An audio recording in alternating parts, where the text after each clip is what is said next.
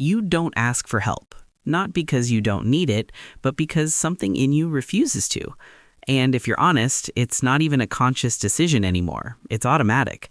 Someone offers help, you say, "I'm good."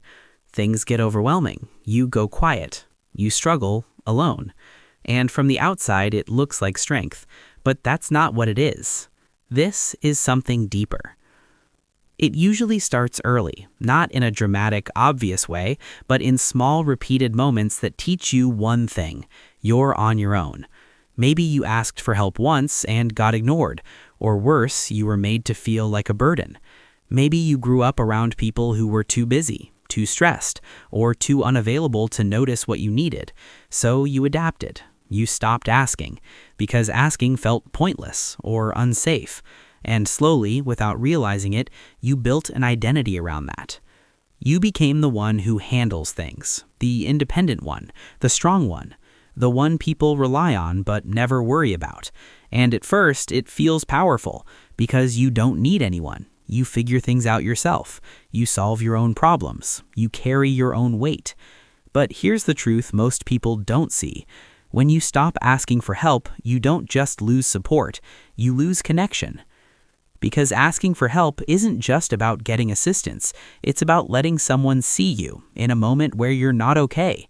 And if you never do that, people only know the version of you that's always fine, always composed, always in control. But that version isn't real, it's just edited. And the longer you play that role, the harder it becomes to break it. Because now it's not just about asking for help, it's about breaking the image people have of you. The strong one doesn't struggle. The reliable one doesn't need support. The calm one doesn't fall apart.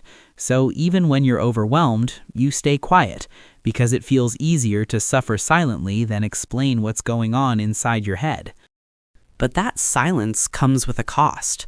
It builds pressure, slowly, quietly, until one day everything feels heavy and you don't even know why. It's not just the current problem anymore. It's every unspoken struggle, every moment you needed help but didn't ask, every time you told yourself, "I'll handle it," and now you're carrying all of it, alone. There's also something else underneath this, something most people don't admit: control. When you don't ask for help, you stay in control.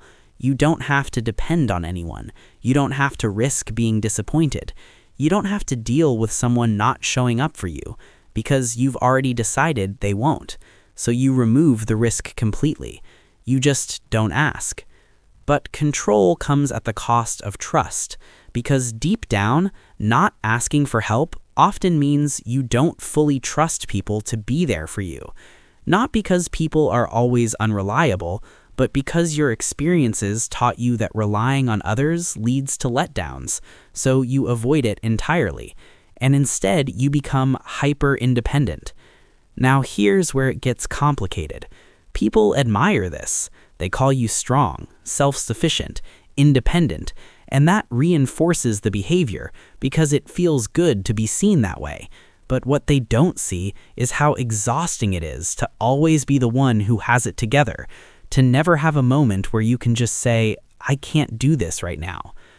And over time, something starts to shift inside you. You begin to feel disconnected, even when you're around people, even when you're talking, laughing, engaging.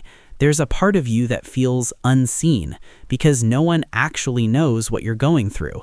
And that's not because people don't care, it's because you never let them see it. This is the paradox. You want support, but you don't ask for it. You want to feel understood, but you don't open up. You want connection, but you protect yourself from it. So you end up feeling alone, even when you're not. And the longer this pattern continues, the more it reinforces itself. Because every time you handle something alone, you prove to yourself, "I don't need anyone." But that's not entirely true. You just learned how to survive without help. And survival is not the same as being supported. There's also fear. Not just fear of rejection, but fear of vulnerability. Because asking for help means admitting something. You don't have everything figured out. And for someone who built their identity on being strong, that feels like losing a part of yourself. So instead, you hold it in, you keep going, you push through. But here's what most people never realize. Real strength is not in doing everything alone. It's in knowing when you shouldn't have to.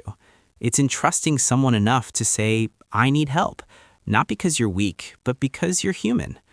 And the truth is, the people who care about you, they don't expect you to be perfect. They don't need you to have everything figured out, but they can't show up for you if you never let them. So if you're someone who never asks for help, this isn't just about changing a habit. It's about unlearning something that's been with you for a long time. The belief that you have to do everything on your own. The belief that needing help makes you a burden. The belief that it's safer to rely only on yourself. And maybe at some point those beliefs protected you. Maybe they were necessary. But you're not in that same place anymore. And holding on to them now is only keeping you stuck. You don't have to start big. You don't have to suddenly open up about everything, but you can start small. Let someone help you with something simple. Let someone know when you're stressed. Let someone see a version of you that isn't perfectly okay. Because the goal isn't to become dependent, it's to become open, to realize that you don't have to carry everything alone. That support doesn't make you weak, it makes things lighter. And maybe the hardest part of all this is accepting that people might actually show up for you, that someone might listen, that someone might care, that someone might help without making you feel like a burden. But you'll never experience that if you keep shutting the door before anyone gets the chance. So if you never ask for help, it's not random. It's not just who you are. It's something you learned, something you adapted to, something that once made sense. But it's not something you have to keep carrying, not forever. And maybe, just maybe, the strongest thing you can do next is ask. And if this felt a little too familiar, there's a good chance this isn't the only pattern quietly shaping your relationships. There's another side to this, the part that keeps people at a distance without you realizing it.